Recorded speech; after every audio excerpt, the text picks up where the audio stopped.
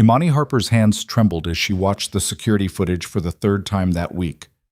There, 7:43 p.m., her son's nanny, Evan Mercer, slipping out the side door again, glancing over his shoulder like a man with something to hide. She'd hired him to protect Caleb, to give her grieving 7-year-old the stability she couldn't provide alone. Instead, she'd invited a stranger into their broken home, a man with secrets and late-night disappearances. 2 years ago, trust had cost her everything. Tonight, she'd follow him and find out what he was really hiding. Before we dive into this story, I want to hear from you. Drop a comment with your city so I can see how far this journey reaches. And if you're already hooked, hit that like button. Now, let's begin. The rain came down in sheets, turning the Chicago streets into rivers of reflected neon. Imani sat in her Mercedes 3 cars back, headlights off, watching Evan's beat-up Honda navigate through the South Side with the confidence of someone who'd made this trip 100 times before. She shouldn't be doing this. She knew that. Successful businesswomen didn't tail their employees through dangerous neighborhoods at 9 o'clock on a Thursday night. They had lawyers for this, HR departments, background check services that could dig up anything worth knowing. But Imani Harper hadn't built a real estate empire by trusting other people to protect what mattered. The wipers beat a steady rhythm against the windshield as her mind replayed the past 6 months in fragments. The day she'd hired Evan, desperate and exhausted, choosing him from a stack of applications because something in his reference letters had felt real. The way Caleb had smiled for the first time in months when Evan taught him to build a paper airplane. The morning she'd come downstairs to find them making pancakes together, her son's laughter filling spaces in their home that had been silent since Marcus died. Evan had been perfect, too perfect. And Imani had learned the hard way that perfect people didn't exist, they just hid their flaws better than most. Her phone buzzed. A text from her assistant. Jenkins deal closing tomorrow needs your signature on revised terms. She silenced it. The Jenkins deal could wait. The dozens of other deals could wait. Right now, nothing mattered except the truth about the man she'd allowed into her son's life. Evan's Honda turned down a street Imani recognized from property reports. Gentrification in progress. Half the buildings renovated into trendy lofts, the other half still boarded up and forgotten. He parked in front of a squat brick building with bars on the windows and a faded sign that read Harbor Haven Community Center. Imani pulled to the curb a block away and cut the engine. Through the rain, she could see Evan getting out, pulling a backpack from his trunk. He didn't look like a man doing something wrong. He looked tired, purposeful. He disappeared through the front door. For 5 minutes, Imani sat there, rain drumming on the roof, debating. She could leave, go home, confront him tomorrow with questions instead of accusations. But questions could be answered with lies. She needed to see for herself. The community center's front door was unlocked. Inside, fluorescent lights flickered over scuffed linoleum floors and walls covered in children's artwork, crayon drawings of families and houses and sons with smiling faces. The air smelled like industrial cleaner and something baking. Voices drifted from somewhere deeper in the building. Children's voices, loud and chaotic. And underneath them, Evan's voice, calm and steady. Imani followed the sound down a hallway lined with photographs. Kids at summer camp.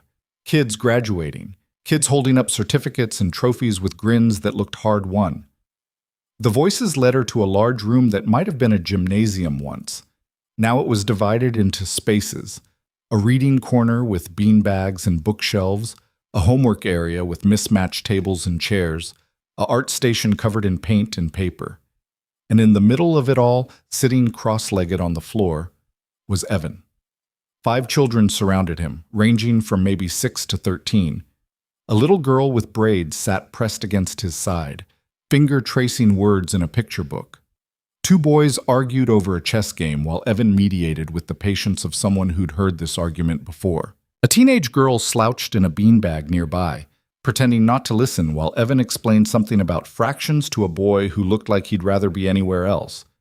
"Mr. Evan, is this right?" The little girl held up her book, pointing at a word. "Sound it out, Maya. You know this one." Play? Ground? Playground. Perfect. Evan's smile was genuine, proud. "See? I told you you were getting better." The girl beamed like she'd won a prize. Amani stood frozen in the doorway, her carefully constructed narrative crumbling. This wasn't a secret affair, wasn't gambling or drinking or any of the things her suspicious mind had invented during sleepless nights. This was just good. "Can I help you?" The voice came from behind her, an older woman with silver hair and kind eyes, wearing a Harbor Haven volunteer shirt. Amani's throat felt tight. "I was just looking for Evan?" The woman smiled. "He's with the kids. Thursday night tutoring. Are you a parent?" "No, I'm his—" What was she? Employer sounded too cold. Friend felt presumptuous. "I'm Amani." Recognition flickered across the woman's face. "Caleb's mom. Evan talks about you two all the time. I'm Dorothy Chen, director here. Would you like some coffee? There's a pot in my office." Amani should have left, should have slipped out before Evan noticed her, before she had to explain why she was there. Instead, she heard herself say, "Yes, thank you." Dorothy's office was small and cluttered with files and photographs and a desk covered in grant applications. She poured coffee into mismatched mugs and handed one to Amani. "Evan's been volunteering here for 4 years, Dorothy said, settling into her chair, "since he aged out of the foster system himself. Started coming to help with homework twice a week. Now he's here almost every night." Foster system. Amani felt something twist in her chest. He never mentioned— No, he wouldn't. Evan doesn't talk about himself much. Dorothy's smile was gentle. He just shows up, stays as long as the kids need him. Some of them, he's the most stable adult they've got. Through the office window, Amani could see into the main room. Evan had moved to the homework table now, bent over a math worksheet with the teenage boy, explaining something with hand gestures and patience. "We almost lost this place last year," Dorothy continued. "Funding dried up. The city wanted to sell the building. Evan organized a fundraiser, called in every favor he had, worked double shifts at his day job to donate what we were short." She paused. "He didn't tell you any of this, did he?" "No." "That's Evan. He doesn't do it for recognition. He does it because these kids remind him of himself. And he remembers what it felt like when nobody showed up." The coffee tasted bitter in Amani's mouth. Or maybe that was just shame.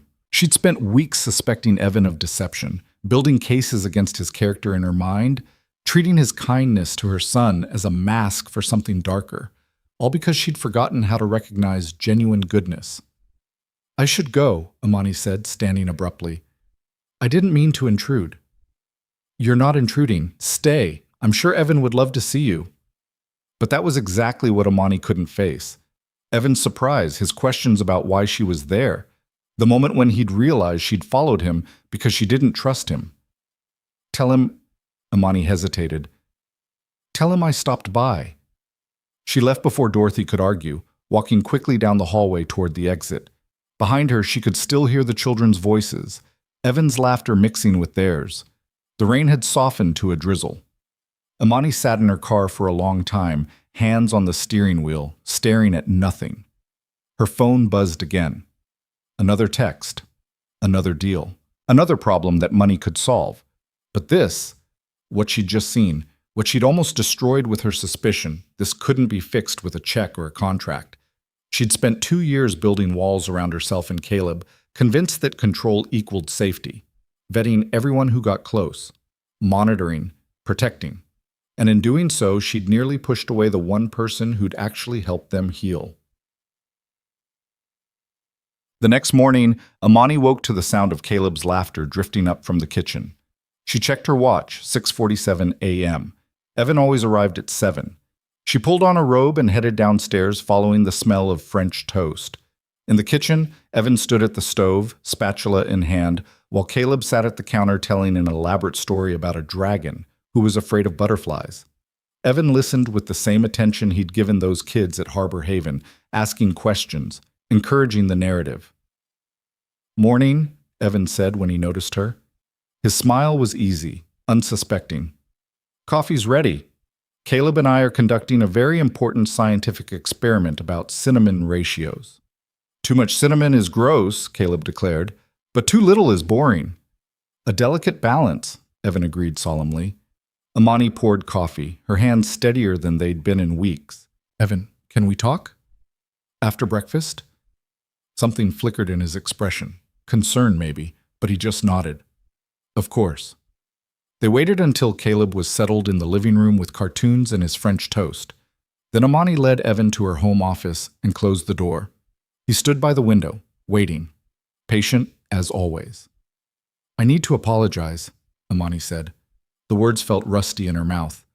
I've been suspicious of you, of your schedule. Evan's eyebrows rose. My schedule? The nights you leave early, the Thursdays when you're gone by 8. I thought... She forced herself to meet his eyes. I thought you were hiding something, so I followed you last night. The silence stretched between them. Evan's expression didn't change, but something in his posture shifted, a subtle closing off. I see. I went to Harbor Haven, met Dorothy, saw you with the kids. Amani's throat felt tight, and I realized I've been so focused on protecting Caleb from potential threats that I didn't recognize someone actually good. Evan was quiet for a long moment, looking out the window at the manicured lawn, the high fence, the security cameras Amani had installed after Marcus died. When he finally spoke, his voice was measured. Can I be honest with you? Please. You hired me 6 months ago. In that time, you've checked my references 4 times, reviewed the nanny cam footage weekly, asked Caleb questions designed to catch me in lies. He turned to face her. I understood at first, single mother, protecting her son, but Amani, at some point it stopped being about Caleb's safety and started being about your control. The words hit like a slap. That's not fair. Isn't it? Evan's voice remained calm, but there was steel underneath. You solve every problem with money and monitoring. You trust systems and contracts and background checks, but you don't trust people. You definitely don't trust me. I'm trying to apologize. I know, and I appreciate that. He ran a hand through his hair. But an apology doesn't fix the fundamental issue here. You followed me instead of just asking where I was going. You investigated instead of trusting. Amani felt her defenses rising. My husband died 2 years ago. Suddenly, a heart attack at 33. One day he was here, and the next... She took a shaky breath. So yes, I check references. I review footage. I ask questions. Because the people you trust are the ones who can hurt you most. Evan's expression softened, but he didn't back down. I understand that, I do. But you can't protect Caleb from loss by preventing connection. All you're doing is teaching him that loving people is dangerous. The truth of it knocked the air from Amani's lungs. I see how you live, Evan continued quietly. This beautiful house with its gates and cameras and alarm systems. You control every variable you can. But people aren't variables, Amani, and childhood isn't a risk to be managed. So what am I supposed to do? Amani's voice came out sharper than intended. Just trust blindly? Hope for the best? No, trust carefully.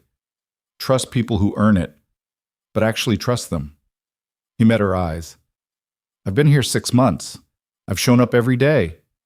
I've cared for your son like he's my own, and you still thought the worst of me the moment something didn't add up. Amani wanted to argue, wanted to defend her choices, but everything Evan said was right, and that was what made it unbearable. I don't know how to do this differently, she admitted. I know. Evan's voice gentled. But you're going to have to figure it out. Because I can be Caleb's nanny, I can show up and do my job, but I can't keep being treated like a threat. He moved toward the door, then paused. For what it's worth, I wasn't hiding Harbor Haven from you. You never asked what I did with my free time. You just assumed I was doing something wrong. After he left, Amani sat in her office for a long time, staring at her perfectly organized desk, her color-coded files, her calendar blocked out in 15-minute increments. Control. That's what this was all about. She'd built an empire on her ability to control deals, control outcomes, control risk.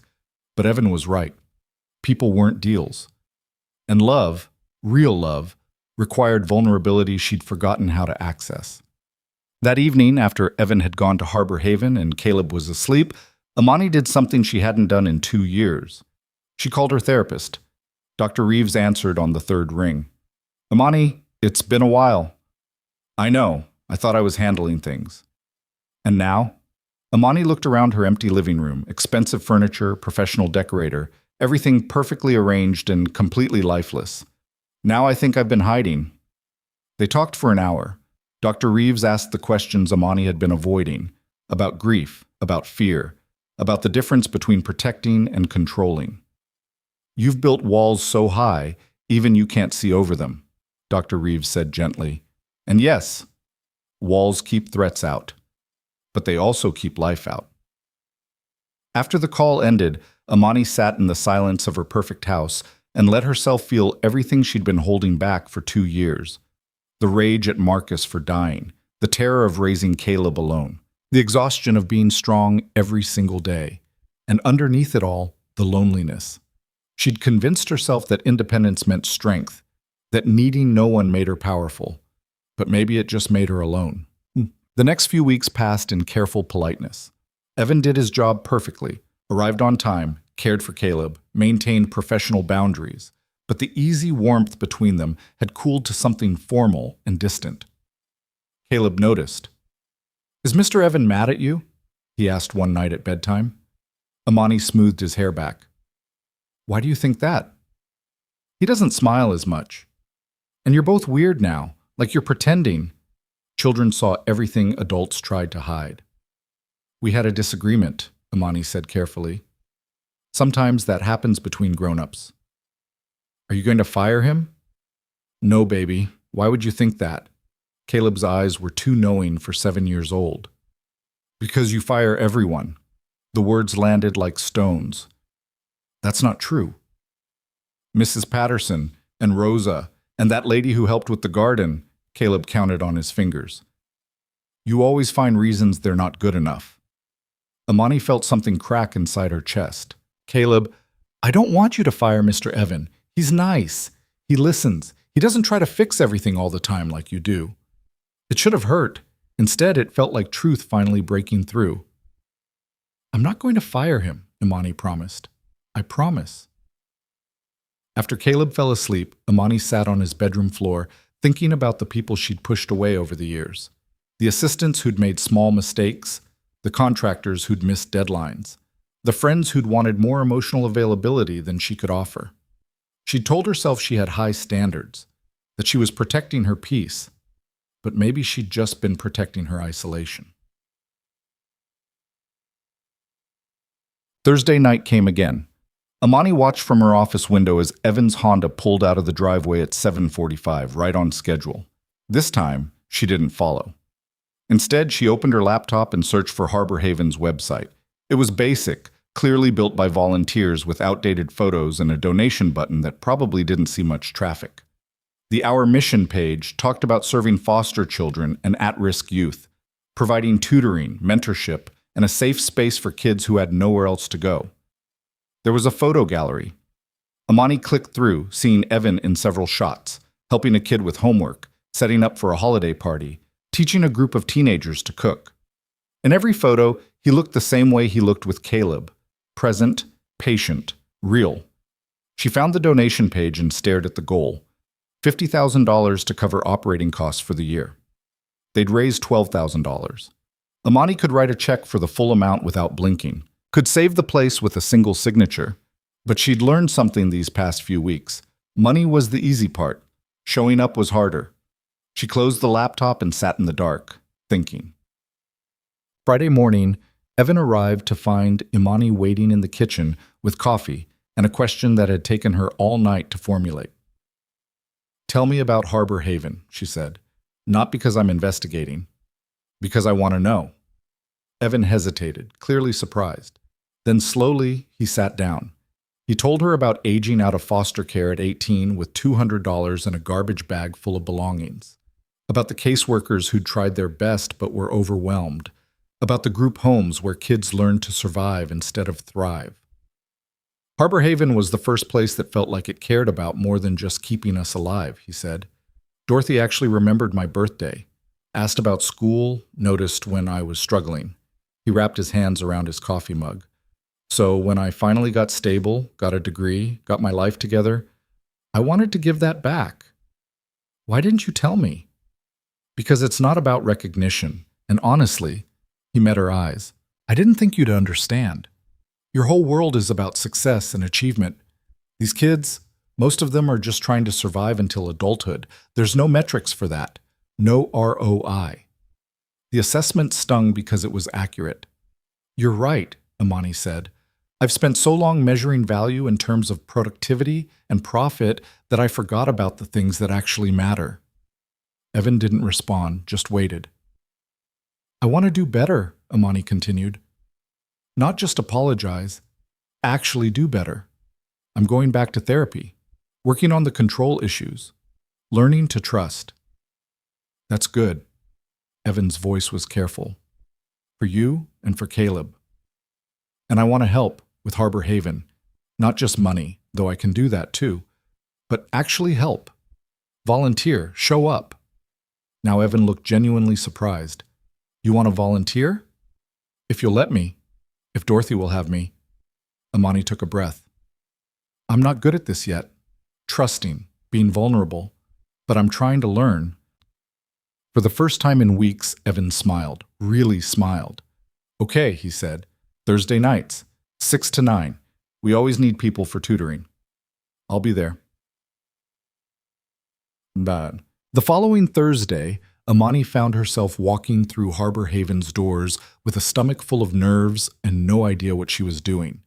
Dorothy greeted her warmly. Imani, Evan said you were coming. We're so glad to have you. The main room was chaos in the best way.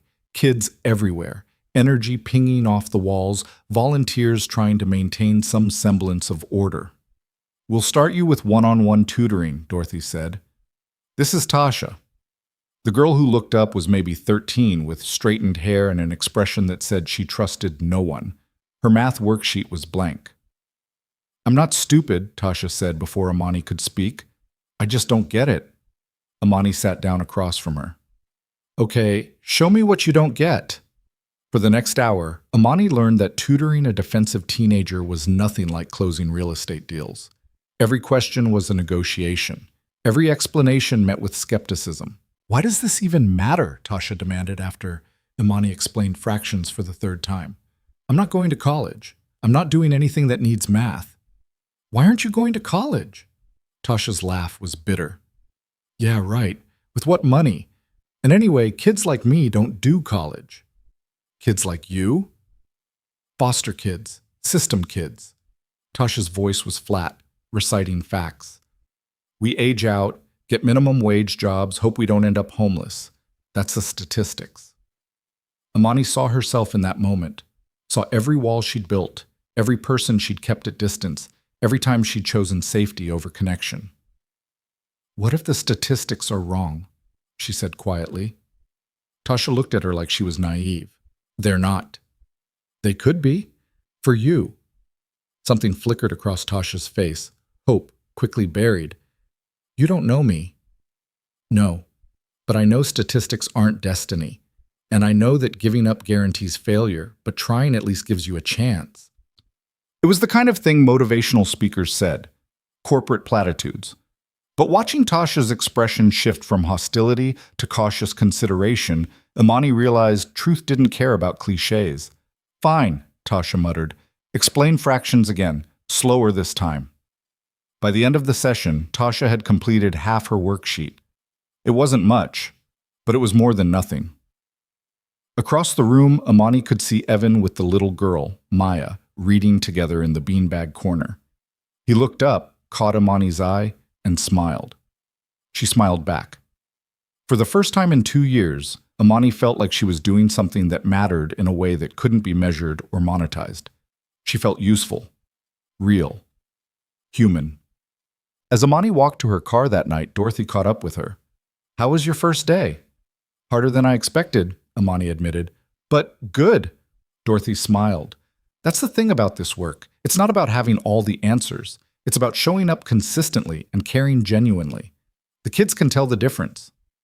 Imani thought about Tasha's walls, so similar to her own, about the way suspicion had to be earned down slowly through patience and presence.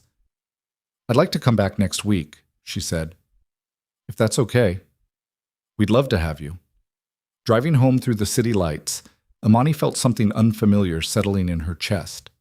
Not the tight control she'd lived with for years. Something looser. Scarier. It took her a while to name it. Hope. The following weeks fell into a rhythm Imani hadn't expected. Mondays through Wednesdays, she ran her business with the same precision she always had. Closing deals, reviewing properties, managing her growing portfolio. But Thursdays became something different. Thursdays, she left the office at 5, changed into jeans and a sweater, and drove to Harbor Haven. Tasha was there every week, always at the same table, always with that defensive posture that said she expected disappointment. "You came back," Tasha said the second Thursday, like she'd been preparing for abandonment. "I said I would. People say lots of things." Imani sat down and pulled out the math textbook. "Then I guess I'll have to keep showing up until you believe me." Something shifted in Tasha's expression. Not trust, not yet, but maybe the possibility of it. They worked through algebra problems, Tasha's resistance gradually giving way to genuine effort. The girl was smart, Imani realized, sharper than she let on. She just hadn't had anyone stick around long enough to prove that intelligence mattered. By the fourth week, Tasha was waiting with her homework already out, questions prepared. And on the fifth week, she asked something that had nothing to do with math. "Why do you do this? You got money. You could be doing anything." Imani considered the question carefully. "Because I spent a long time thinking success meant having control over everything. But control just made me lonely. This, helping you, this makes me feel connected to something real." Tasha studied her face like she was checking for lies. "That's kind of deep." "Yeah, well, I'm kind of figuring things out as I go." "At least you're honest about it." Tasha picked up her pencil. "Okay, show me how to factor this equation again. I almost had it last time."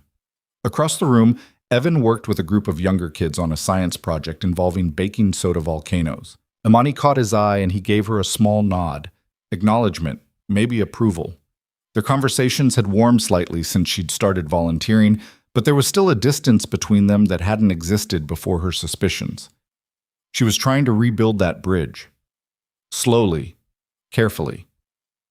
After the tutoring session ended and the kids had been picked up by caseworkers or group home vans, Imani helped stack chairs while Evan swept the floor.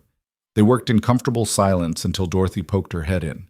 "You two are lifesavers. I've got to run. Budget meeting with the city in the morning. Lock up when you're done?" "We've got it," Evan said. When Dorothy left, the silence felt heavier. Imani stacked the last chair and turned to find Evan watching her. "What?" she asked. "Nothing, just, you're good with Tasha. She doesn't open up to most people. She reminds me of myself, all walls and suspicion." Present tense? Evan's tone was gentle, not accusatory. "Working on it. Past tense in progress." He smiled at that. "Fair enough." They finished cleaning and Evan locked the front door. Outside, the November air was sharp with coming winter. Imani pulled her coat tighter. "Can I ask you something?" Evan said as they walked toward their cars. "Of course." "When you followed me that night, what did you think you were going to find?" Imani had known this question was coming eventually. She'd rehearsed answers in therapy, practiced honesty Dr. Reeves kept insisting she needed to embrace. "I thought maybe you were meeting someone, having an affair or something that would make you unreliable, unsafe for Caleb." She forced herself to meet his eyes. "I thought the worst because that's what I've been trained to do. Expect betrayal so it can't blindside you. And now? Now I'm trying to retrain myself. To see people as they are instead of as threats." Evan leaned against his car, considering. You know what the hardest part of foster care was? Not the group homes or the instability. It was learning that adults would say they cared and then disappear. That promises meant nothing, so I built walls too, told myself I didn't need anyone. What changed? Dorothy. She kept showing up, week after week, year after year. Eventually I had to accept that some people actually mean what they say. He paused. "I see you doing that with Tasha, being consistent. It matters more than you know." The words settled between them, heavy with meaning Imani wasn't quite ready to examine. "I should get home," she said. Caleb's with the new sitter, and I don't want to be too late. Evan nodded. See you tomorrow. See you tomorrow. As Amani drove home, she thought about consistency, about how easy it was to show up once or twice, but how much harder it was to keep showing up when the initial enthusiasm faded. She'd built her business on consistency, returning calls, meeting deadlines, delivering results. But she'd never applied that same dedication to relationships. Maybe it was time she started. At home, she found Caleb already asleep, and the new sitter, a college student named Jenna, doing homework at the kitchen table. How was he? Imani asked. Great. We played cards, and he told me about the model rocket Mr. Evans helping him build. Jenna packed up her books. He talks about Mr. Evan a lot. After Jenna left, Imani checked on Caleb, watching him sleep with one arm wrapped around the stuffed elephant Marcus had given him for his 5th birthday. Her son looked peaceful, happy. She'd been so focused on protecting him from loss that she'd nearly prevented him from loving anyone new. The next morning was Friday, and Evan arrived at 7 as usual. But when Imani came downstairs, she found Caleb alone in the kitchen, eating cereal. Where's Evan? She asked.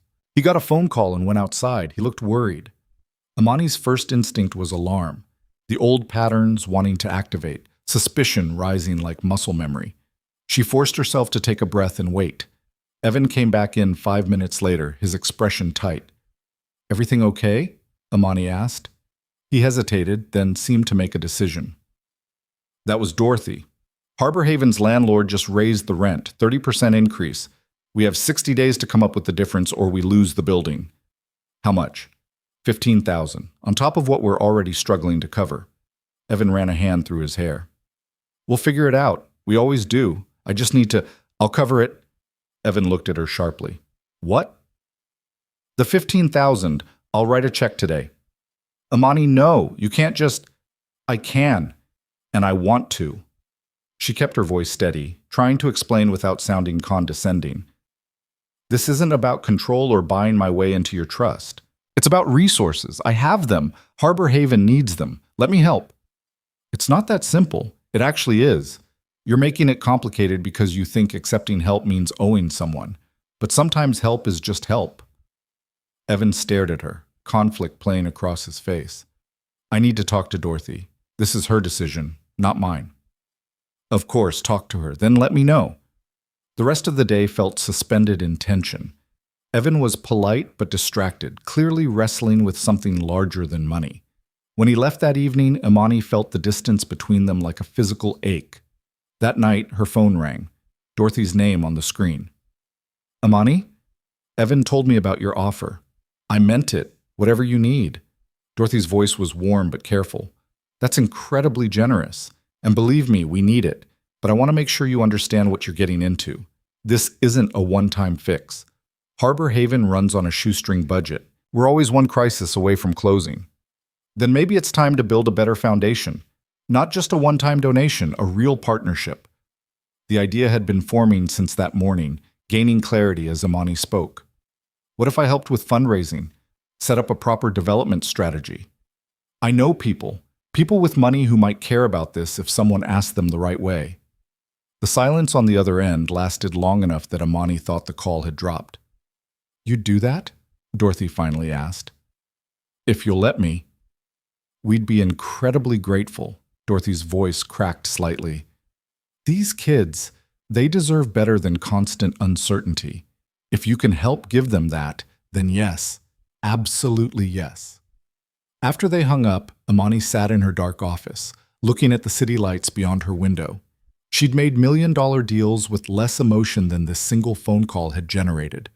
But those deals had been about profit and strategy. This was about something that couldn't be quantified on a spreadsheet. This was about mattering in a way that lasted. The next morning was Saturday, and Evan wasn't scheduled to work. But at 9 o'clock, Imani's doorbell rang. He stood on her porch, hands in his pockets, looking uncertain. Can we talk? He asked. They sat in her living room, coffee growing cold between them, and Evan said what had clearly been building. I was wrong. About your offer. About thinking you were trying to control things. He met her eyes. Dorothy told me what you proposed, not just money, but actual partnership. That's not buying influence. That's showing up. I'm trying to, Amani said simply. I know. And I keep judging you for your past behavior instead of seeing how hard you're working to change. He leaned forward, elbows on his knees. I spent so long being on the receiving end of charity that felt like pity. People writing checks so they could feel good about themselves and then disappearing. I assumed that's what you were doing. And now? Now I see you every Thursday, working with Tasha even though she fights you every step. I see you actually listening when I talk about the kids. You're not performing generosity, Amani. You're actually becoming generous. There's a difference. The words hit deeper than Amani expected. Thank you for saying that. I should have said it sooner, and I should have trusted that you meant what you said about changing. Evan's smile was tentative but real. So, partners in saving Harbor Haven? Partners. They shook hands, and something in that gesture felt like a new beginning. Not romantic. Neither of them was there yet, but solid, real. Over the next 3 weeks, Amani threw herself into Harbor Haven's fundraising with the same intensity she'd once reserved for real estate. She created presentations, made calls, scheduled meetings with everyone in her network who might care about at-risk youth. Some doors closed immediately, but others opened. A former client who'd grown up in foster care wrote a check for $20,000. A developer Amani had worked with for years committed to matching donations up to $50,000. A philanthropist Amani barely knew offered to host a fundraising gala. How did you get Elena Morrison to say yes? Dorothy asked in amazement during one of their planning meetings. We've been trying to get her attention for years. I told her the truth, that these kids need advocates who'll show up long term, not just cut checks and disappear, that we're building something sustainable. Amani looked at her notes. And I promised we'd be transparent about results. She wants quarterly reports on outcomes, not just budget updates. We can do that, Evan said. He joined their planning meetings, offering insights about what the kids actually needed versus what donors assumed they needed. Actually, that kind of accountability would help us too, force us to track what's working. The partnership was working better than Amani had imagined. Dorothy brought decades of experience and genuine love for the kids. Evan understood the emotional landscape, could articulate what made Harbor Haven different from other programs. And Amani brought structure, strategy, and access to resources they'd never had before. Together, they were building something none of them could have built alone. But success in one area seemed to highlight deficiencies in another. As Harbor Haven stabilized, Amani's relationship with Caleb felt increasingly strained.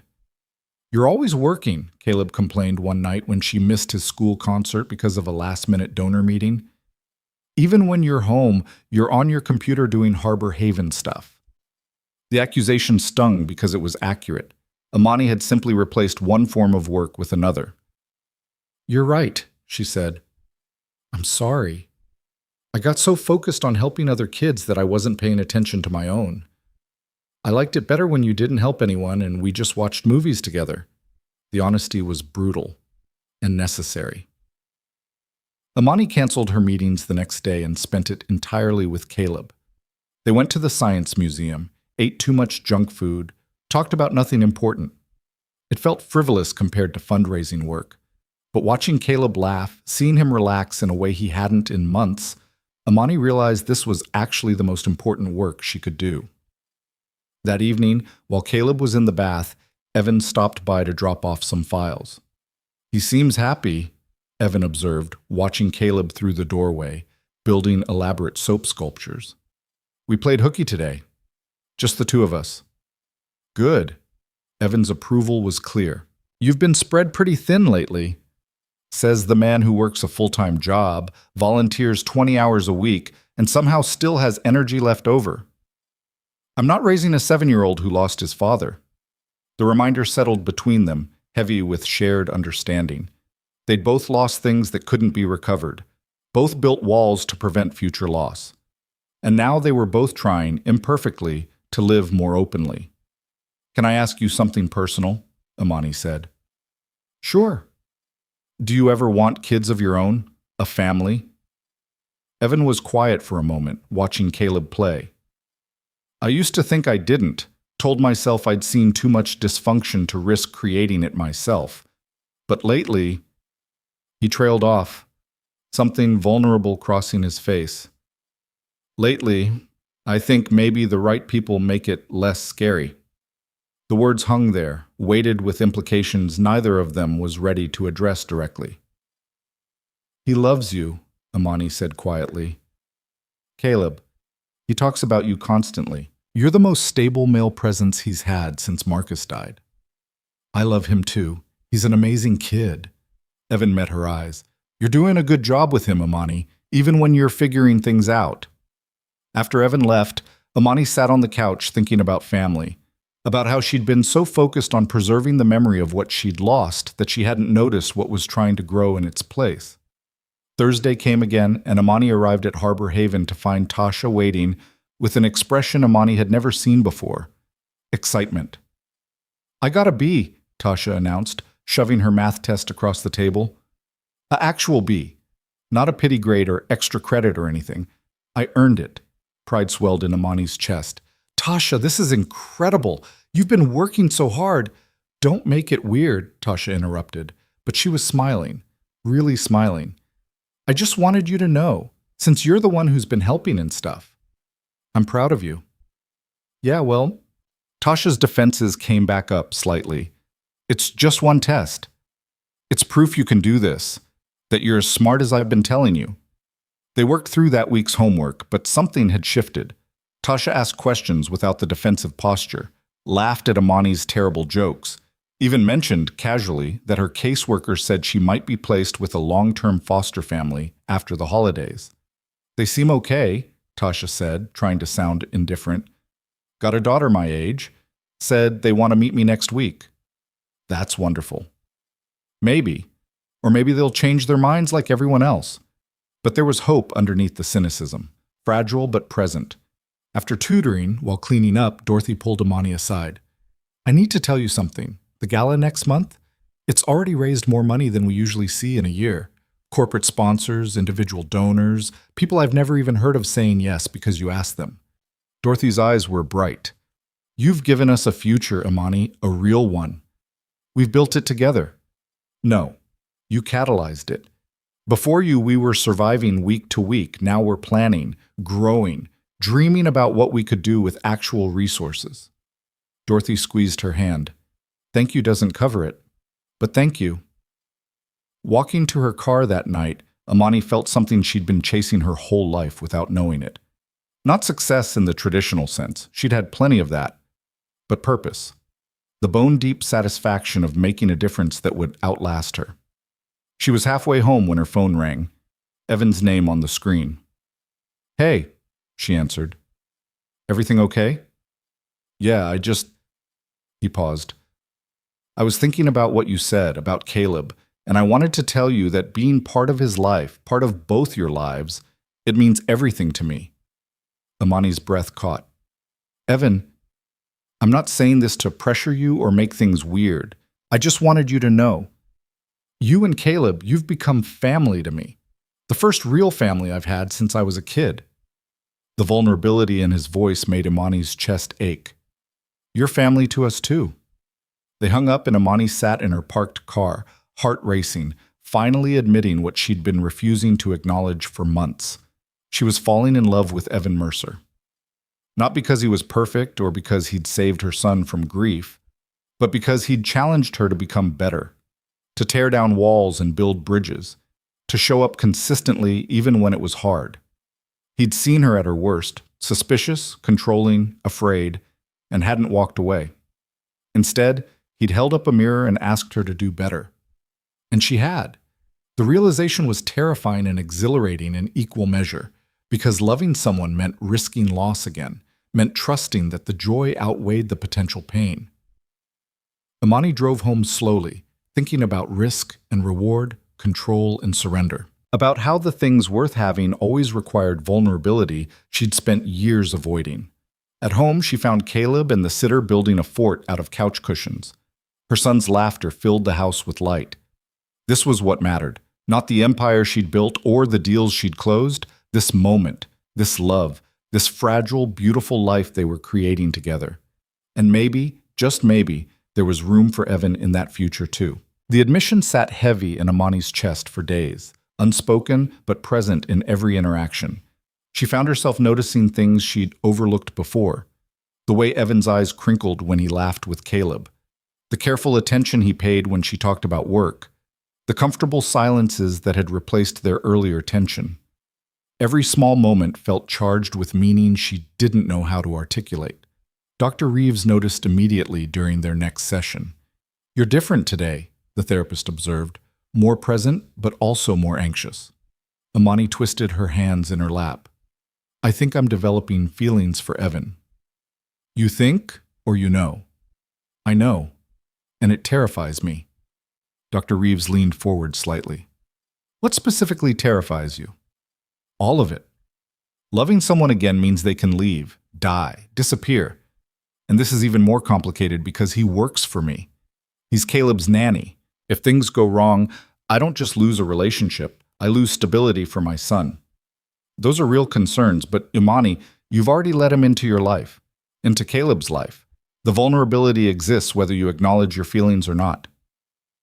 The truth of that settled over Imani like cold water. She'd been telling herself that keeping things professional created safety. But Evan already mattered to both of them. The risk was already there. "So what do I do?" she asked. "What do you want to do?" Imani thought about Evan's voice on the phone, calling them family, about the way he looked at her lately, like he was seeing someone new, about how alive she felt when they worked together at Harbor Haven, building something meaningful. "I want to tell him," she admitted, "but I don't know how without making everything impossibly complicated." Life is already impossibly complicated. The question is whether the complication is worth it. Imani drove home thinking about worth and risk, about how every important thing she'd ever done required stepping into uncertainty. Building her business had been a risk. Hiring Evan had been a risk. Volunteering at Harbor Haven had been a risk. Love was just another kind of leap.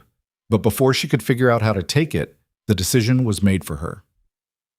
The Harbor Haven fundraising gala was scheduled for the first Saturday in December, and the week leading up to it felt like controlled chaos. Imani coordinated with caterers, confirmed RSVPs, reviewed the program with Dorothy a dozen times. Evan worked overtime preparing the kids who'd agreed to speak about what Harbor Haven meant to them. "Maya's nervous about her speech," Evan told Imani during one of their planning calls. "She's afraid she'll forget her words in front of all those people. We'll have the teleprompter as backup, and honestly, even if she just stands there and smiles, people will be moved. She's 7 years old talking about learning to read. That's powerful. You're good at this, seeing what will resonate with people. Years of selling properties to reluctant buyers. You learn to read what people need to hear. It's more than that, though." Evan's voice softened. "You genuinely care about these kids now. It shows." The warmth in his tone made Imani's heart race. They make it easy to care. After they hung up, Imani sat staring at her phone, wondering if he felt it too. This shift between them, like gravity slowly pulling them into the same orbit. The night of the gala, Imani stood in her bedroom trying on her fourth dress, nothing feeling right. Too formal, too casual, too much. Not enough. "Mom, you look pretty in all of them," Caleb said from her doorway. He was already dressed in the little suit Evan had helped him pick out, looking impossibly grown up. "You think so?" "Yeah. But the blue one is best. It's like the sky." Imani looked at the sapphire dress she'd discarded 20 minutes earlier. Through her son's eyes, she saw it differently. Elegant without trying too hard. Confident, but approachable. "The blue one it is. Thank you, baby." "Is Mr. Evan going to be there?" "Of course. He helped plan the whole thing." Caleb grinned. "Good. He'll like that dress too." Before Imani could figure out what her 7-year-old was implying, the doorbell rang. Evan, arriving early to drive them to the venue together, since Imani would need to be there for setup.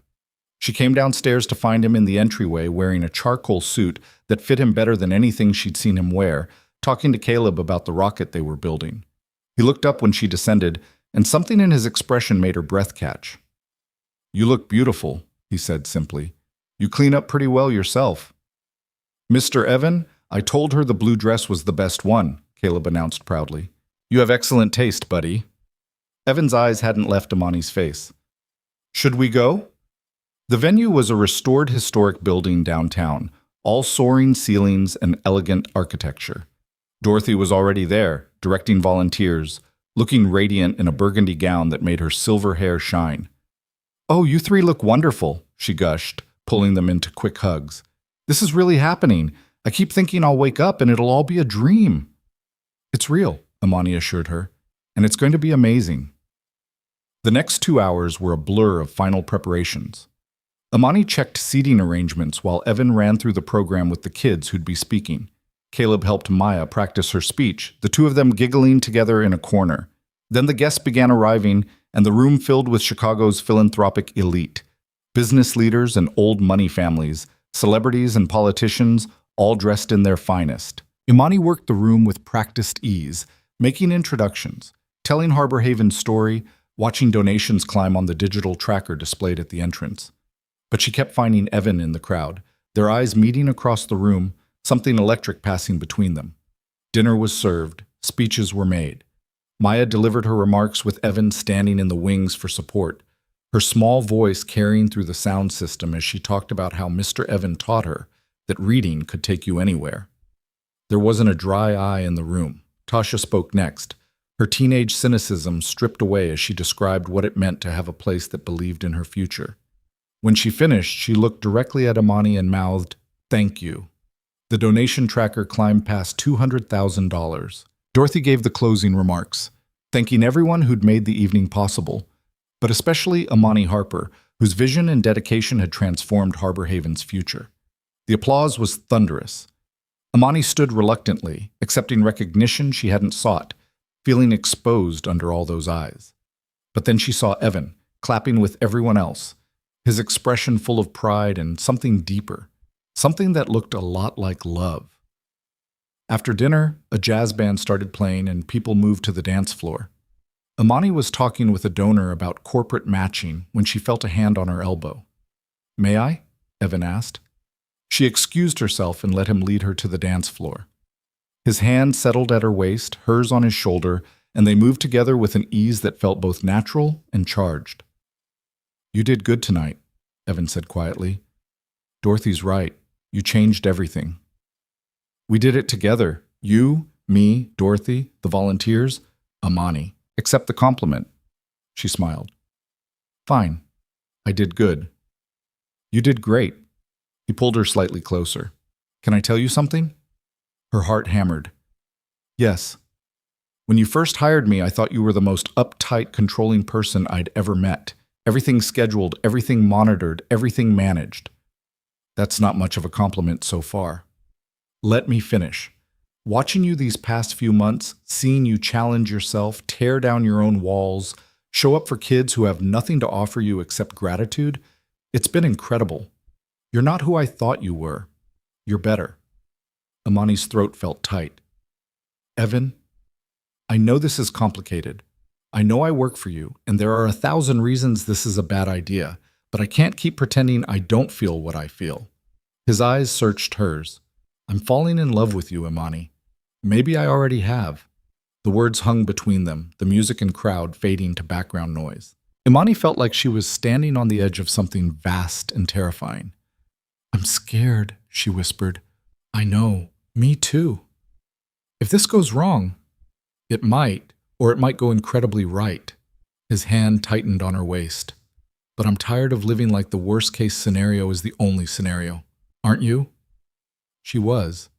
She was so tired of fear dictating every choice, of protecting herself so thoroughly that nothing good could get through. "I'm falling in love with you too," she admitted. "It terrifies me." Evan smiled, and it transformed his entire face. "Then let's be terrified together." He leaned in, and Amani met him halfway, their lips finding each other in a kiss that felt like coming home and jumping off a cliff simultaneously. Around them, the gala continued, but in that moment, nothing existed except this. The two of them, finally honest, finally brave enough to want something real. When they pulled apart, Amani was trembling. "What do we do now?" she asked. "I don't know. Figure it out as we go?" "That's not much of a plan." No, but it's honest. They danced through 2 more songs, talking quietly about logistics and concerns, about Caleb and boundaries, and how to navigate a relationship that crossed so many professional lines. I should resign as Caleb's nanny, Evan said. It's the right thing to do. Keep everything clear. The suggestion hurt, even though Amani knew he was right. Caleb will be devastated. I'll still be in his life, just in a different role, maybe a better one. Across the room, Amani could see her son dancing with Maya, both of them laughing at something Dorothy had said. He looked happy, secure. We tell him together, Amani decided. Explain that you're not leaving, just changing jobs, that you'll still see him all the time. And we take things slow with us. No rushing. Put Caleb first. Always. They stayed at the gala until nearly midnight, helping with cleanup, saying goodbye to donors, watching the final donation total settle at $273,000, enough to secure Harbor Haven for years, with funds left over for expansion. In the car on the way home, Caleb fell asleep in the back seat, exhausted from the excitement. Evan drove while Amani watched the city lights stream past, processing everything that had happened. Regrets yet? Evan asked quietly. Ask me again when my anxiety catches up with my heart. Fair enough. At her house, Evan carried Caleb upstairs while Amani unlocked the door. She watched him tuck her son into bed with practiced gentleness, pulling the blanket up to Caleb's chin, moving the stuffed elephant within reach. Downstairs they stood in her foyer, suddenly awkward now that they were alone. I should go, Evan said. You could stay. Just to talk. We didn't really get to finish our conversation. They ended up on her couch with tea, talking until 3 in the morning about everything and nothing. Evan told her about his childhood in detail he'd never shared before. The good foster homes and the terrible ones, the caseworkers who cared and the ones who didn't. The moment he aged out of the system with nothing but determination to build something better.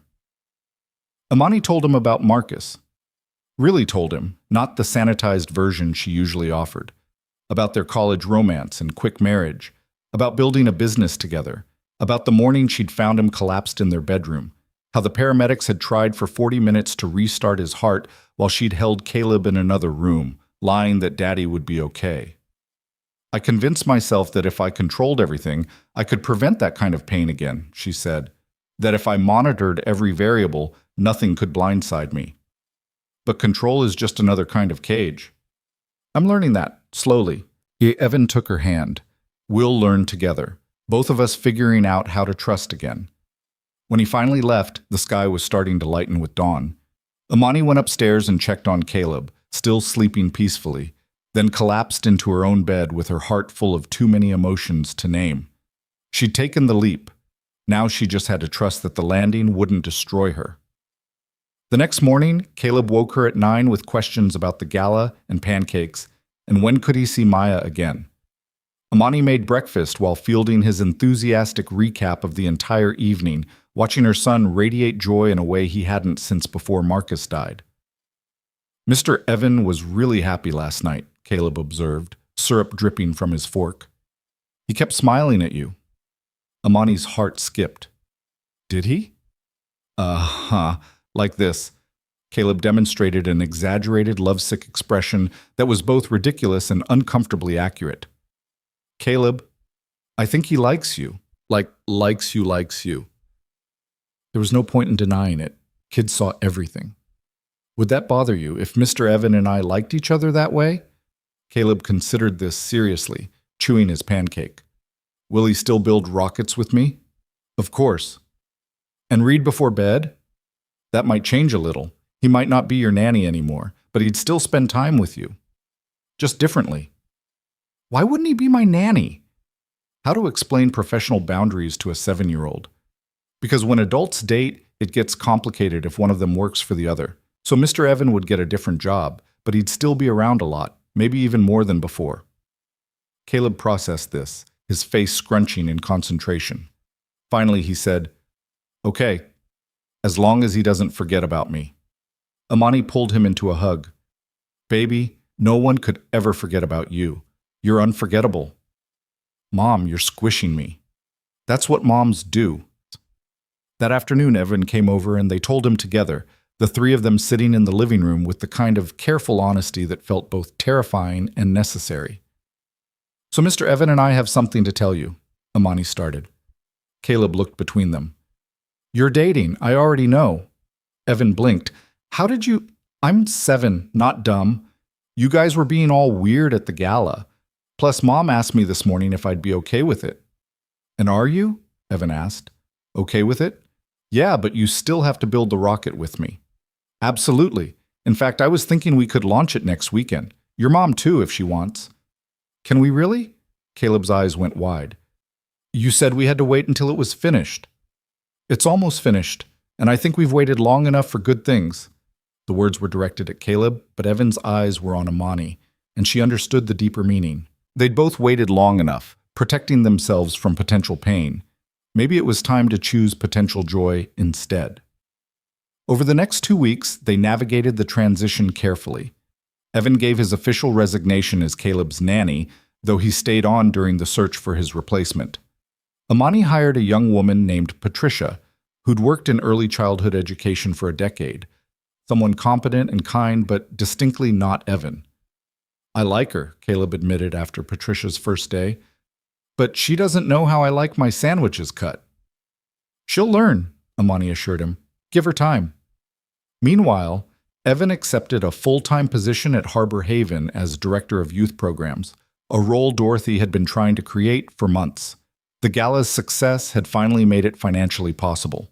He started immediately, diving into curriculum development and volunteer coordination with the same dedication he brought to everything. Amani watched him transform from burned-out overachiever to genuinely energized professional, finally doing work that matched his calling. Their relationship developed in the spaces between dinners after Caleb's bedtime, coffee dates before work, stolen moments in Harbor Haven's office when they were both there for meetings.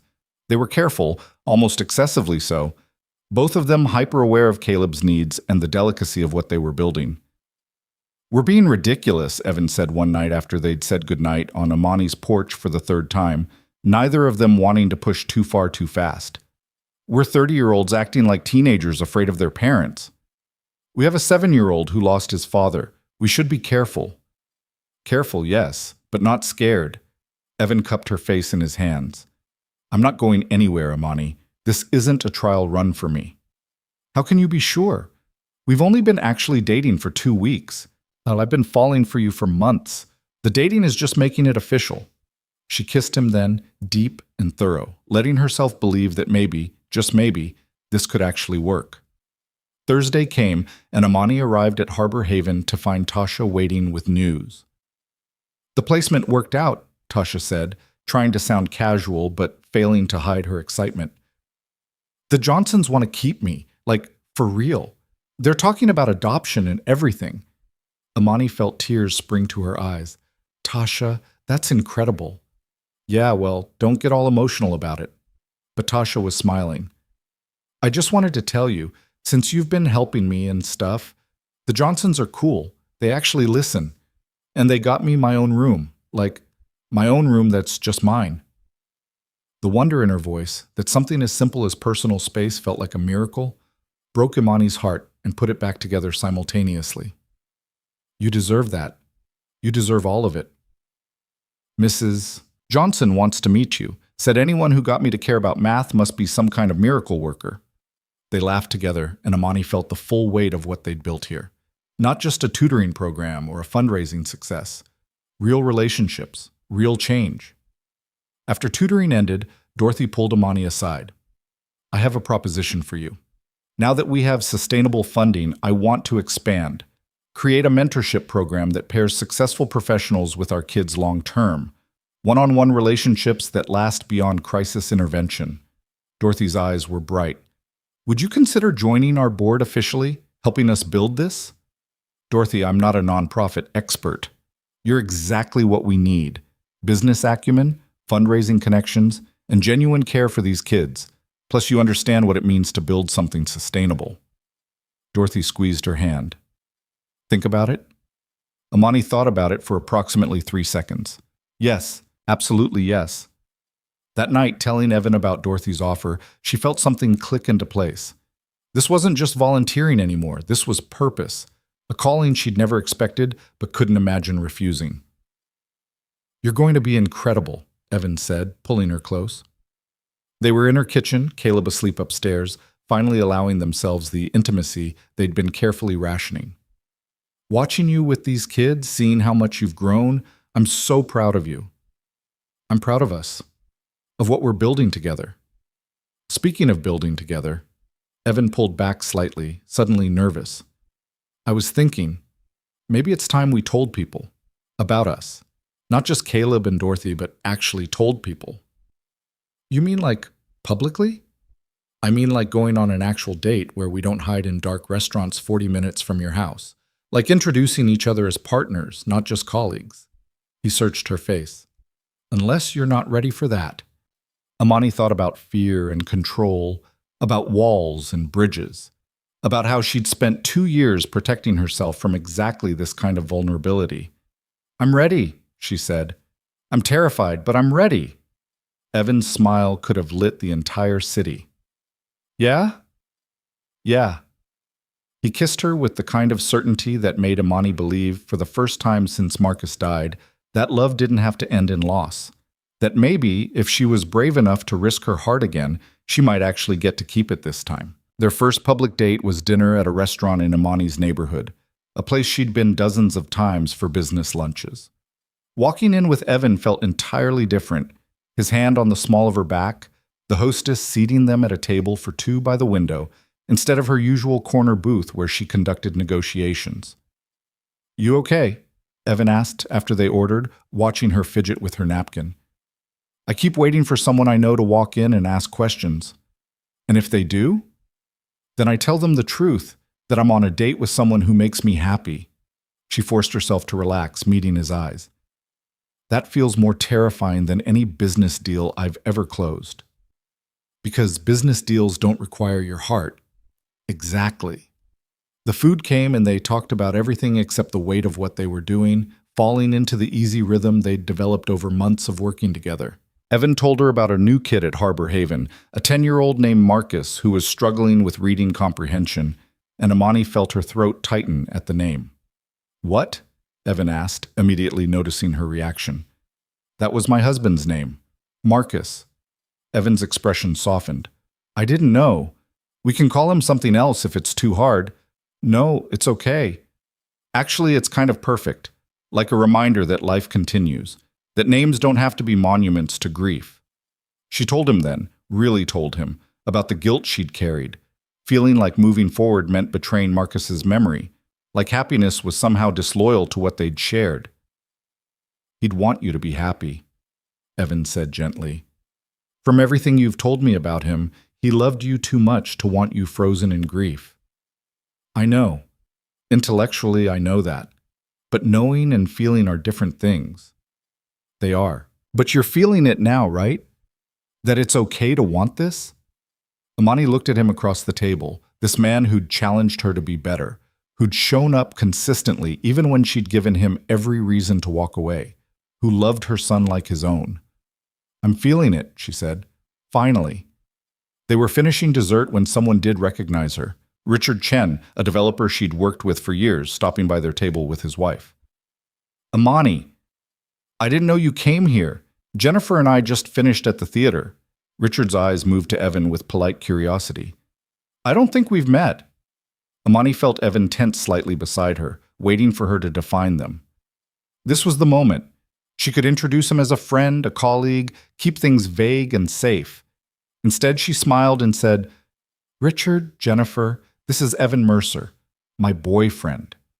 The word felt strange in her mouth, too small for what Evan actually meant to her, but it was honest, real. Richard's eyebrows rose slightly, but his smile remained warm. "Wonderful to meet you, Evan. Any man who can get Amani to take a night off must be something special." They made small talk for a few minutes before Richard and his wife moved on, and Amani let out a breath she hadn't realized she was holding. "That wasn't so bad," Evan said. "I kind of wanted to throw up the entire time." "But you didn't. You introduced me as your boyfriend without hesitation." "I hesitated a little." "Not that I noticed." He reached across the table, taking her hand. "Thank you for claiming me." "I should be thanking you. for being patient while I figured out how to be brave. Walking back to her car, Evan's arm around her shoulders, Amani felt lighter than she had in years. The sky was clear, stars barely visible through Chicago's light pollution, and the November air had that sharp quality that promised winter was coming. "Stay tonight," she said when they reached her car. "Not for, Caleb's home and Patricia's there, but just stay. We could watch a movie or talk or just exist in the same space." Evan kissed her temple. "I'd love to." At home, they found Caleb and Patricia building an elaborate blanket fort in the living room. Caleb's face lit up when he saw Evan. "Mr. Evan, come see what we made. It has 3 rooms and a secret entrance." Patricia gathered her things discreetly, giving Imani a knowing smile on her way out. Then it was the 3 of them, crawling into a blanket fort that smelled like popcorn and childhood, Caleb narrating the architectural features with intense seriousness. "This is the command center," he explained, pointing to a flashlight balanced on a stack of books. "And this is the emergency exit in case of dragon attack." "Very practical," Evan said solemnly. "Every good fort needs an emergency exit." They ended up watching a movie inside the fort, Caleb wedged between them, gradually falling asleep against Evan's shoulder. When his breathing evened out, Evan carefully shifted him, and Imani helped carry her son upstairs to bed. "He's getting heavy," she whispered, tucking the blanket around Caleb. "He's growing up." They stood in the doorway for a moment, watching him sleep, and Imani felt the full weight of what they were building. Not just a relationship between adults, but a family. Blended and unconventional, but real. Downstairs, they collapsed on the couch, the blanket fort still standing like a monument to the evening. "I could get used to this," Evan said. "Blanket forts?" "This. Coming home to you and Caleb, being part of something." Imani rested her head on his shoulder. "You are part of something. You have been for a while now." "I know, but saying it out loud makes it feel more real." They talked until nearly midnight, making plans for the holidays, discussing Harbor Haven's expansion, debating whether to tell Caleb's school about their relationship or wait until it felt more established. Everything felt simultaneously too fast and perfectly timed. When Evan finally left, Imani stood on her porch watching his taillights disappear, feeling the ghost of his goodbye kiss on her lips. Inside, she climbed the stairs and checked on Caleb one more time, then lay in her own bed staring at the ceiling, too full of emotion to sleep. She'd done it, taken the risk, chosen vulnerability over safety. And so far, the world hadn't ended. The next few weeks brought a rhythm that felt almost normal. Evan had dinner with them twice during the week and spent most of the weekend at Imani's house. Caleb absorbed the change with the adaptability of children, accepting Evan's presence as natural, sometimes even asking when he was coming over if a day or 2 passed without seeing him. Harbor Haven's mentorship program launched with 12 mentor-mentee pairs. Imani matched with Tasha by mutual request. They met weekly, working on homework but also talking about college preparation, career possibilities, how to navigate systems designed to make kids like Tasha invisible. "Mrs. Johnson says I should think about what I want to study," Tasha said during one session. "Like, actually think about college majors and stuff." "And what do you think about that?" Tasha shrugged, but there was excitement underneath the studied indifference. "Maybe something with math, since I'm apparently not terrible at it anymore." "You were never terrible at it. You just needed someone to help you see that you could do it." "Yeah, well, you helped with that." Tasha paused, then said quietly, "I know I don't say it much, but this matters. You showing up every week believing I'm worth the time, it matters."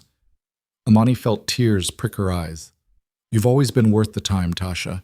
I'm just glad I get to be part of your story." These moments, small victories, incremental progress, became the texture of Imani's life. Not dramatic transformations, but steady growth, both at Harbor Haven and in her relationship with Evan. They had their first real argument 3 weeks after going public, a disagreement about boundaries that started small and escalated into something bigger. "You can't just make decisions about Caleb without consulting me," Evan said, frustration clear in his voice. They were in Imani's kitchen, Caleb at a sleepover, the rare privacy making space for harder conversations. "I'm his mother. I don't need permission to decide what activities he participates in." "I'm not talking about permission. I'm talking about communication. We're supposed to be partners. In our relationship, yes. But Caleb is my son. The words came out sharper than Imani intended, and she watched Evan flinch. Right. Your son. I'm just the guy who happens to be around. His voice was flat, hurt bleeding through the control. That's not what I meant. Isn't it?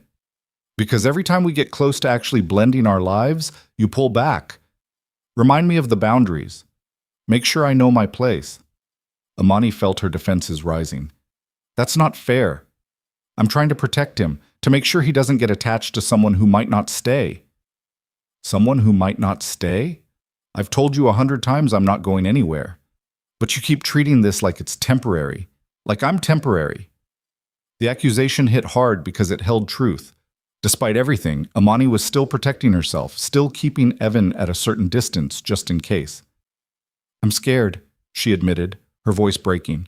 I'm scared that if I let you all the way in, if I really make you part of every decision and every aspect of our lives, and then something happens, then you'd be hurt again. I know. But Imani, you're already in deep enough to be hurt. Keeping me in a box labeled boyfriend instead of family doesn't actually protect you. It just keeps us from being real. She sank into a chair, the fight draining out of her. I don't know how to do this. How to blend a family. How to share decisions about my child with someone who isn't his father. Evan sat down across from her, his anger softening into understanding. Neither do I. I've never done this before. But we have to figure it out together, and that means you have to actually let me in, not just to the easy parts, but to the hard decisions too. What if I make the wrong choice? What if I trust you with everything and it falls apart? Then it falls apart, and we deal with it. But what if it doesn't? What if we actually build something amazing together? They talked for hours, working through fears and expectations, establishing boundaries that felt fair rather than protective. It was hard and uncomfortable and necessary, the kind of conversation that either broke relationships or made them stronger. I'll try harder, Imani promised, to see you as part of the family, not just a guest in it. And I'll try to be patient while you figure out what that looks like. But Imani, I need you to stop waiting for me to leave. I'm here, I'm staying. She believed him, maybe not completely, not with the certainty she wanted, but enough to keep trying. The holidays arrived with the particular chaos that comes with blended families and new traditions. Evan had never really celebrated Christmas. Foster care meant holidays were hit or miss, depending on which home he was in that year. Imani had specific traditions with Caleb, routines established with Marcus that felt sacred. We could combine things, Evan suggested carefully. Keep the traditions that matter to you and Caleb, add some new ones for all of us. They compromised. Christmas Eve was Caleb's choice. Hot chocolate and driving around to see lights, then reading The Night Before Christmas, routines from when Marcus was alive. But Christmas morning included Evan, the three of them opening presents together, building new memories alongside old ones. Caleb gave Evan a framed picture he'd drawn of the three of them launching the rocket they'd finally finished, everyone's smiles exaggerated and bright. So you don't forget us when you're at work, Caleb explained seriously. Evan's eyes were suspiciously bright. I could never forget you, buddy. Never. He gave Caleb a telescope, something they'd talked about during their rocket building sessions, and Imani a first edition of a book she'd mentioned loving as a child. The thoughtfulness of both gifts made her chest ache.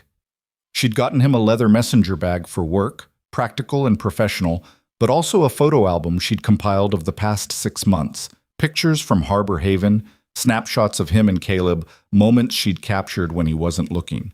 The final page had a note in her handwriting. Thank you for teaching us how to be a family again. This is everything, Evan said, voice rough with emotion. Imani, this is perfect. They spent the afternoon at Harbor Haven's holiday party, watching the kids Evan worked with every day open gifts and eat too much sugar and run around with the kind of joy that came from being seen and cared for. Tasha was there with the Johnsons, her new family, looking more relaxed than Imani had ever seen her. Merry Christmas, Tasha said, giving Imani an awkward hug. Thanks for, everything. Merry Christmas, Tasha. I'm proud of you. Driving home that evening, Caleb asleep in the back seat with his new telescope, Evan reached over and took Imani's hand. Best Christmas I've ever had, he said quietly. Yeah? Yeah. First time it's felt like family. Amani squeezed his hand, thinking about family and what it meant. Not just blood or legal documents, but choice. Showing up. Building something intentional together. The new year brought changes to Harbor Haven. The mentorship program expanded to 25 pairs. Corporate sponsors committed to multi-year partnerships. Dorothy announced plans to open a second location on the south side, bringing their model to more kids who needed it. We should hire another full-time staff person, Dorothy said during a board meeting. Someone to coordinate volunteers and handle day-to-day operations so Evan can focus on program development. Amani made notes, already thinking through potential candidates. She'd joined the board officially in January, bringing structure and strategic planning to supplement Dorothy's vision and heart. I have someone in mind, Evan said. Patricia, actually. Caleb's current nanny. Amani looked up sharply. Patricia? I didn't know she was looking to change jobs. She mentioned wanting to work more directly with at-risk youth. Has a background in social work, great with kids, already knows our model from volunteering. Evan met her eyes carefully. I thought maybe we could interview her, if that doesn't feel too complicated. It did feel complicated. Hiring Caleb's nanny meant finding another nanny, disrupting routines again. But it also felt right. Patricia had the skills they needed, and Caleb would benefit from seeing his caregiver doing meaningful work. Let's interview her, Amani said. And if she's the right fit, we'll figure out the rest. Patricia was indeed the right fit, and after one interview, Dorothy offered her the position, which meant Amani was searching for another nanny, the third since Marcus died. Maybe we don't need a full-time nanny anymore, Evan suggested one evening. They were cooking dinner together, a routine that had become comfortable, almost domestic. I'm off by 6 most days now. What if I picked Caleb up from school, stayed with him until you get home? Amani's first instinct was to say no, to maintain separation between their relationship and her parental responsibilities. But that was old thinking, fear disguised as practicality. Are you sure? That's a big commitment. I'm already committed. This just makes it official. He stirred the pasta sauce, not looking at her. Unless you're not ready for that. I'm ready, scared, but ready. Then let's try it. We can always adjust if it doesn't work. They started the new arrangement the following week, and it transformed their evenings. Amani came home to Caleb and Evan working on homework or building something or cooking together, the house filled with life and laughter instead of empty silence. Some nights Evan stayed for dinner, others he went home to his apartment, giving them space. But increasingly, the space felt less necessary. Increasingly, Evan's absence felt like something missing. He should just move in, Caleb announced one night during bath time, with the casual certainty of children who hadn't learned to overthink things. That's a big step, baby. We need to think about it carefully. Why? He's here all the time anyway, and his apartment is small. He said so. It's not about apartment size. It's about making sure we're ready as a family. Caleb looked at her with Marcus's eyes, old beyond his years. I'm ready. Are you? The question haunted Amani for days. Was she ready? To fully commit, to erase the last boundaries, to build a life with Evan instead of keeping him adjacent to her life? She brought it up in therapy. What are you afraid will happen if he moves in? Dr. Reeves asked. That it will be too much too fast, that Caleb will get too attached, and then, if things don't work out, Caleb is already attached. You're already attached. Moving in together doesn't create vulnerability that doesn't already exist. But it makes it harder to untangle if we need to. Does planning for failure serve you, or does it just keep you from fully investing in success? Amani sat with that question, turning it over in her mind. She'd built her entire adult life on contingency plans, on protecting against worst-case scenarios. But somewhere along the way, she'd confused protection with prevention, preventing not just loss, but joy. Not just pain, but connection. It's weird, Tasha admitted. It's weird, Tasha admitted. Living somewhere that feels permanent. Like, I keep waiting for them to change their minds. But they haven't. No, Mrs. Johnson keeps saying I'm their daughter now, that adoption papers don't change that. I'm already family. How does that feel? Tasha was quiet for a moment. Scary, but also good. Like maybe I can stop protecting myself and just be. The words resonated deeper than Tasha probably intended. That was exactly what Imani needed to do. Stop protecting herself and just be. Be vulnerable. Be committed. Be all in. That night, she asked Evan to come over after Caleb was asleep. He arrived with wine and worry. "Everything okay?" "Your text sounded serious." "Everything's fine. Better than fine." She poured them each a glass, gathering courage. "I want you to move in." Evan froze. "What?" "Move in. With me and Caleb. Be family, not just boyfriend visiting family. Actually live here. Make decisions with me. Build this life together." The words came faster, fueled by certainty she hadn't known she possessed. "I'm done being scared. Done planning for failure. I want to plan for us." Imani. Evan set down his wine glass, crossed to where she stood, cupped her face in his hands. "Are you sure?" Completely terrified and completely sure. He kissed her then, deep and thorough, and when they broke apart, they were both smiling. "I'll start packing tomorrow," he said. "We should tell Caleb together." "He'll probably say, 'I told you so.'" "Probably." They told him the next morning over pancakes, and Caleb's reaction was exactly what they'd predicted. A knowing smile and, "Finally, I've been waiting forever." "It's been 6 months," Imani pointed out. "That's forever when you're 7. Evan moved in 2 weeks later. A surprisingly simple process since he'd never accumulated much.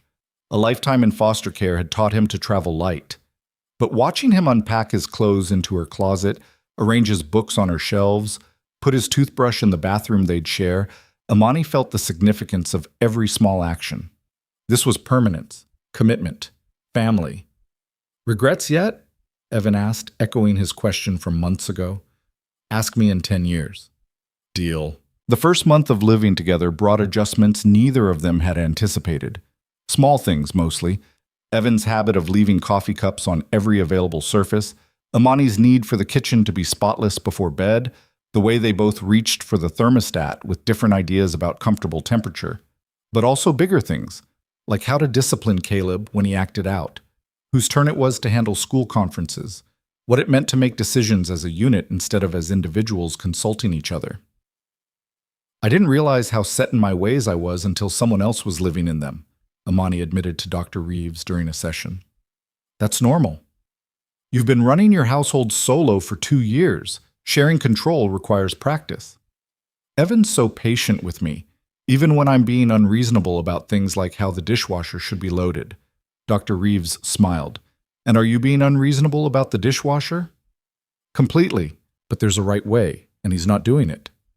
They laughed together, and Imani felt the absurdity of her own rigidity.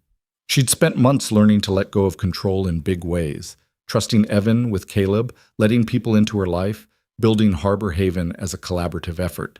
But she was still clinging to control in small ways, wielding it over domestic details like territory she refused to cede. That evening, she came home to find Evan teaching Caleb how to make his grandmother's pot roast, a recipe from one of the few good foster homes he'd lived in. The kitchen was a disaster. Flour everywhere, vegetables scattered across the counter, dishes piling up in the sink. Imani's first instinct was to start cleaning, to impose order on the chaos. Instead, she forced herself to grab an apron and join them. "What can I do?" she asked. Evan looked surprised, then pleased. "Chop the carrots?" They cooked together, the 3 of them, making a mess and laughing at Caleb's attempts to peel potatoes. The kitchen got worse before it got better, and dinner was an hour late, and nothing was done the way Imani would have done it alone. It was perfect. "This is really good," she said around a mouthful of pot roast. "Like really, really good." "Mrs. Chen made it every Sunday," Evan said. "She was my foster mother for 18 months when I was 12. Only placement where I actually felt like family." "What happened?" Caleb asked. "Why'd you leave?" Evan's expression clouded slightly. "Her husband got transferred for work. They moved to Seattle and I couldn't go with them because I wasn't officially adopted yet. By the time the paperwork would have gone through, they were gone." The casual tragedy of it, being ripped away from the only real family he'd known because of bureaucracy and timing, made Imani's chest ache. That's not fair, Caleb said with the fierce righteousness of children who haven't yet learned that life often isn't fair. No, it wasn't. But Mrs. Chen taught me this recipe before she left. Said that way a part of our family would always be with me. Evan looked at both of them, his smile genuine despite the sadness in the story. And now I get to share it with my new family. After Caleb went to bed, Amani and Evan tackled the kitchen disaster together, working in comfortable silence until everything was clean and ordered. Thank you for not freaking out about the mess earlier, Evan said, drying the last pot. I wanted to. Every instinct was screaming at me to start organizing and controlling. But you didn't. I'm trying to get better at letting go, at trusting that things don't have to be perfect to be good. She leaned against the counter, watching him. Tell me more about Mrs. Chen. They stayed up late, Evan sharing stories from his childhood, the good moments and the terrible ones, the people who'd helped and the ones who'd hurt him.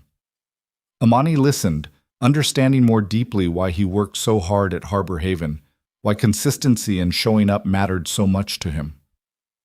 I want to do better than I had, he said, for the kids at Harbor Haven, but also for Caleb, for our family.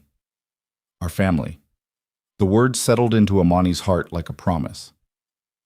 Spring came early that year, and with it, Harbor Haven's expansion plans accelerated. The second location opened in March with a ribbon-cutting ceremony that drew local news coverage and another wave of donations. Dorothy hired 3 new full-time staff members, Patricia trained a cohort of volunteers, and Evan developed curriculum that other organizations started requesting to replicate.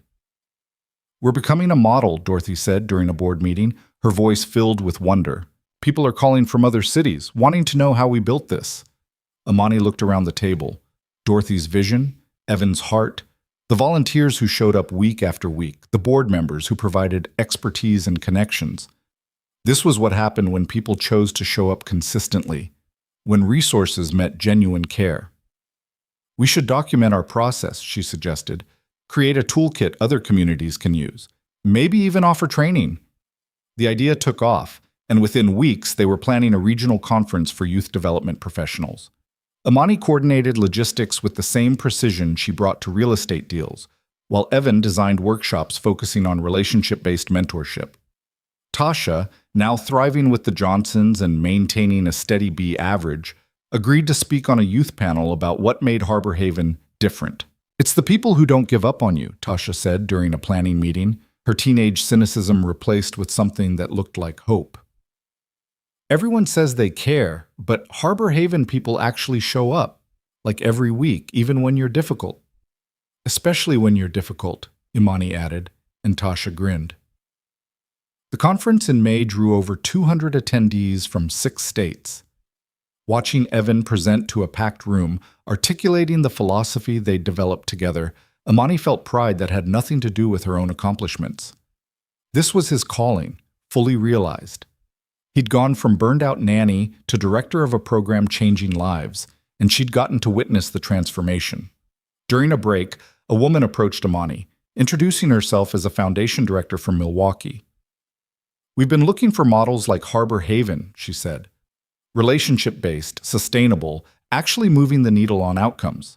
Would you consider consulting with us? Helping us build something similar? Imani glanced across the room at Evan, who was deep in conversation with another youth worker. I'd need to discuss it with my team, but potentially yes. Can I get your contact information? That evening, she and Evan talked about the opportunity. You should do it, Evan encouraged. You're good at this, building systems, creating sustainability. Other communities need what we've learned. It would mean travel, time away from you and Caleb. We'll manage. This is important work, Imani, and you're allowed to have a calling too. She started consulting part-time, helping 3 other cities develop youth programs modeled on Harbor Haven's approach. It meant juggling her real estate business, board responsibilities, and now this new venture.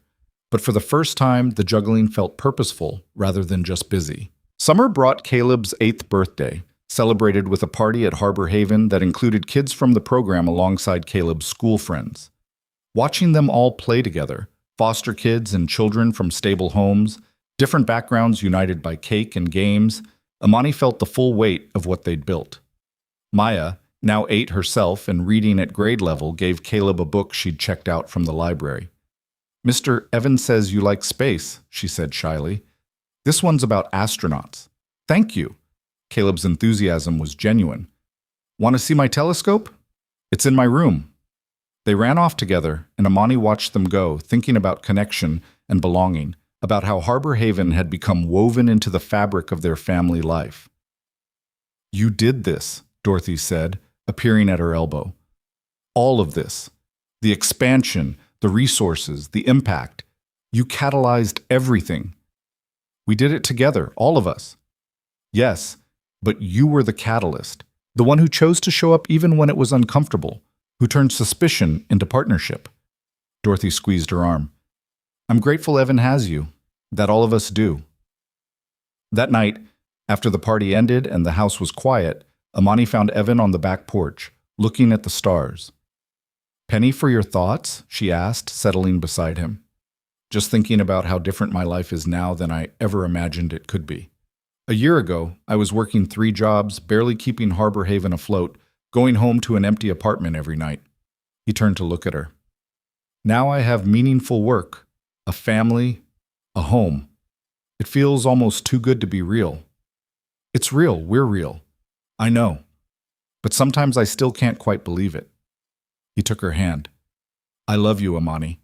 I know I've said it before, but I need you to understand the depth of it.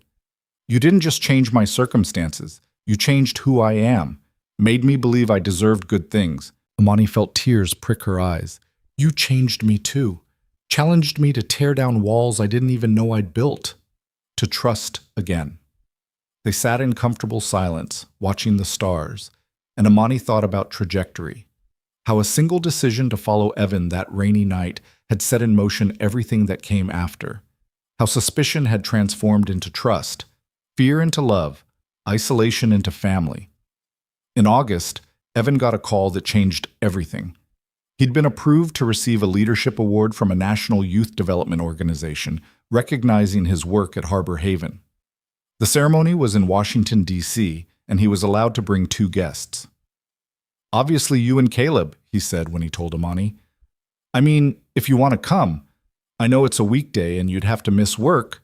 "Evan, of course we're coming. This is huge. We're so proud of you." They made a trip of it, spending 3 days in D.C. Caleb was thrilled by the museums and monuments, dragging them through the Air and Space Museum with relentless enthusiasm.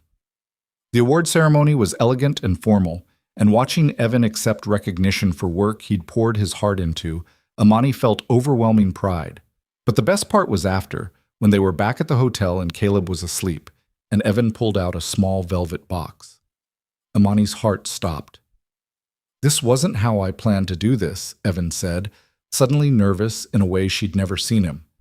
"I had this whole elaborate thing worked out, but being here, celebrating this award that represents work we built together with you and Caleb, it feels right." He opened the box, revealing a simple platinum band with 3 small stones. "Amani Harper, you've taught me what family means, what it looks like to choose someone every day, to build something intentional together. You and Caleb, you're my home, my future, everything I didn't know I was looking for." He took a shaky breath. "Will you marry me?" The tears came immediately, overwhelming and inevitable. "Yes, absolutely yes." He slipped the ring on her finger, a perfect fit, and kissed her with the kind of certainty that came from choosing each other over and over, through fear and doubt, and finally to this moment of complete commitment. "The stones represent the 3 of us," Evan explained, still holding her hand. "You, me, and Caleb. A family. It's perfect. You're perfect. I'm really not. But I'm yours." They told Caleb the next morning over room service breakfast, and his reaction was characteristically direct. "Does this mean Mr. Evan is going to be my dad?" Evan looked at Amani, checking for permission, and she nodded. "If you want me to be," Evan said carefully. "I know I'm not your biological father, and I'm not trying to replace your dad, but I love you like you're my son. Have for a long time now." Caleb considered this seriously, eating his pancakes. "Can I call you Dad?" Evan's eyes filled. "I'd be honored if you did." "Okay, Dad." Caleb tested the word, then smiled. Yeah, that's good. They spent the rest of the trip as an officially engaged family.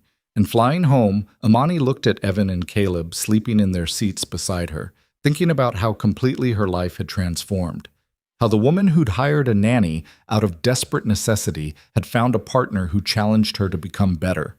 How suspicion had given way to the deepest trust she'd ever known. Planning the wedding was simpler than Amani expected, mostly because they both knew exactly what they wanted: small, meaningful, surrounded by people who mattered. They chose Harbor Haven as the venue, decorating the main room where Amani had first volunteered, where they'd built so much of their partnership. The guest list was under 50 people: Dorothy and the Harbor Haven staff, volunteers who'd become friends, Tasha and the Johnsons, kids from the program who'd become part of their extended family, Amani's business associates, and Evan's former colleagues, people who'd witnessed their journey from suspicion to love. Tasha helped Caleb practice walking Amani down the aisle, the two of them giggling during rehearsal when Caleb kept forgetting to slow down. You have to walk at wedding speed, not running speed, Tasha instructed with exaggerated patience. What's wedding speed? Like this, slow and fancy. Watching them together, Amani felt gratitude for all the unexpected connections that had formed, how volunteering had brought Tasha into their lives, how Harbor Haven had become the center of their community. The wedding day itself was October perfect: crisp air, brilliant blue sky, leaves turning gold and red. Amani wore a simple cream dress, no veil, flowers in her hair that Caleb had helped choose. Evan stood at the front of the room in a navy suit, Dorothy beside him as officiant, and when the music started, Imani walked down the aisle with her son's hand in hers. Caleb, taking his role seriously, did maintain wedding speed. When they reached Evan, he placed Imani's hand in Evan's with great ceremony, then whispered loudly, "Don't mess this up, Dad." Everyone laughed, and the ceremony began. Dorothy spoke about witnessing two people transform through love and commitment, about how Imani and Evan had each challenged the other to grow, about family being something you build intentionally, brick by brick, choice by choice. When it came time for vows, Imani went first. "Evan, when I met you, I was so afraid of being hurt again that I'd turned my life into a fortress. You could have walked away from my suspicion and control. Instead, you held up a mirror and asked me to do better. You taught me that trust isn't weakness, it's the bravest thing we can offer. That showing up consistently matters more than grand gestures. That family is something we create together, not something that just happens to us." Her voice cracked, but she pushed through. "I promise to keep showing up. To choose vulnerability over safety. To build this life with you as true partners. To love you and Caleb and the family we're creating with everything I have." Evan's vows were simpler, but no less powerful. "Imani, you gave me what I'd been searching for my whole life, a home. Not just a place to live, but belonging. You trusted me with your son, with your heart, with your future. You saw past my walls to who I could become. I promise to keep earning that trust every day. To be the partner and father this family deserves. To build something lasting with you." He looked at Caleb. "To show up, no matter what. That's what family does." They exchanged rings, kissed while everyone cheered, and walked back down the aisle as a married couple with Caleb between them, holding both their hands. The reception was joyful and chaotic. Kids from Harbor Haven running around, volunteers telling stories, toasts that made everyone laugh and cry. Maya gave a speech about how Mr. Evan and Miss Imani showed her what love looked like, stumbling over words but meaning everyone. Tasha's toast was characteristically blunt. "I didn't believe in happy endings before I met you guys. Thought that was fairy tale stuff for people who didn't know how hard life gets. But you showed me that happy endings aren't about everything being perfect. They're about people choosing each other even when it's hard, about showing up even when you're scared." She raised her glass. "To Imani and Evan, who taught me that family is something you build, not something you're born into." Later, dancing with her husband, that word still felt surreal, Imani looked around at the community they'd gathered. "We did it," she said. "We actually built this. We did. And we're going to keep building it, together. I love you. I love you too, both of you." Evan spun her, and she caught sight of Caleb dancing with Maya, both of them laughing. Thank you for taking a chance on me. On us. Thank you for not giving up when I made it hard. You were worth the effort. You still are. 6 months after the wedding, Imani sat in Dr. Reeves's office for what would be her last regular session. I don't think I need to come weekly anymore, she said. Maybe monthly check-ins. I think that's appropriate. You've done remarkable work, Imani. When you first came to me, you were so locked down, so afraid of vulnerability. I was terrified that if I let anyone in, I'd be destroyed when they left. And now? Now I understand that the risk of loss is the price of love, that protecting yourself from pain also prevents joy, that the only way to really live is to be willing to be hurt. Imani smiled. I'm still scared sometimes, still want to control things, but I'm learning to sit with the fear instead of letting it drive every decision. That's growth. Real, meaningful growth. Driving home, Imani thought about the journey from that rainy night 2 years ago when she'd followed Evan, expecting betrayal and finding purpose instead. About how choosing to volunteer had opened her life in ways she never imagined. About Tasha thriving in her new family, Harbor Haven touching hundreds of lives, her marriage to Evan built on daily choices to show up.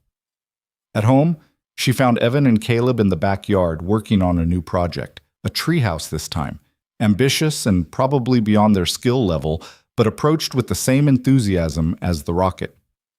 Mom, come help, Caleb called. Dad's doing the measurements, but I think they're wrong. My measurements are perfect, Evan protested. Your mom will confirm this. Imani climbed the ladder they'd leaned against the oak tree, settling between them on the platform they'd built. Let me see. They spent the afternoon building together, making mistakes and fixing them, laughing at their own incompetence, creating something imperfect but meaningful. When the sun started setting and they'd made as much progress as they could for one day, they sat together on the half-finished treehouse floor, watching the sky turn orange and pink. I like our family, Caleb said, leaning against Evan's shoulder. Yeah? Evan ruffled his hair. What do you like about it? We build stuff together, even when we don't know how. Imani met Evan's eyes over their son's head, seeing her own emotions reflected there. This was it. This was what they'd been building toward all along, not perfection, but partnership. Not safety, but authentic connection. Not preventing loss, but choosing love anyway. Years later, long after Caleb graduated from high school with plans to study aerospace engineering, long after Tasha got her college degree and came back to work at Harbor Haven, long after the organization expanded to 12 cities with Evan and Imani's consulting, helping launch programs across the country, Imani would sometimes think about that rainy night. The night she'd followed Evan expecting to confirm her worst suspicions. The night that had instead cracked her open and let the light in. She'd thought she was protecting herself by trusting no one. In reality, she'd been imprisoning herself, choosing isolation over vulnerability, safety over life. Evan had shown her another way. Not by being perfect, but by being consistent. By showing up even when she made it hard. By challenging her to become someone brave enough to risk her heart again. And in taking that risk, in choosing trust over fear and vulnerability over control, Imani hadn't just found a husband. She'd found herself. The version of herself that had been buried under years of grief and protection, waiting for someone to prove that opening up was worth the cost. It had been worth it. Every terrifying moment, every leap of faith, every time she'd chosen to show up instead of shut down. Because on the other side of fear, she'd found family. Not the family she'd lost, but the family she'd built. Intentionally, imperfectly, with daily choices to love even when it was scary. And that family, forged through trust and tested by time, had given her something she'd thought she'd lost forever. A life lived open to possibility, a heart willing to risk, a future built on hope instead of fear. That night had changed everything. Not because finding Harbor Haven was dramatic, or because her suspicions were proven spectacularly wrong, but because it had given her a choice: continue living in fear or choose to be brave. She'd chosen bravery, and it had given her back her life.